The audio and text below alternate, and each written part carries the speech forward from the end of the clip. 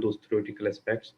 So I will go a little, fast through those theoretical aspects, and I will, focus more on the clinical aspect of this management of orthodontic cases.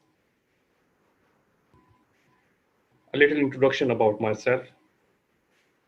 I'm interested in research. I recently published a systematic review along with my friends Samir Mahisan and Shadi Swami. Back in 2015, in fact, I published a book on orthodontic brackets, and the good news is that I reached agreement back in Feb this year with a Korean publisher. I think that was NR Publisher, and they are going to publish this book in the Korean language. And I don't know its present status because of this COVID-19, but I think by the end of this year, this book would be available in Korean language.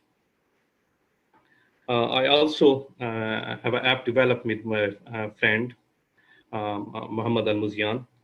That is Orthopar. It's free, and you can do the peer assessment rating in free on this app. It's available on web-based and both Android and iOS.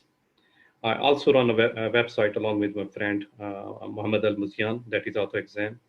And I want to disclose that running this website because there are paid tests there, and that is for membership in orthodontics. So I do have financial interest in running that website.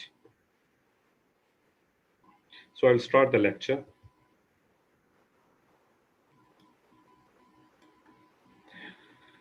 Orthokinetic surgery. By definition,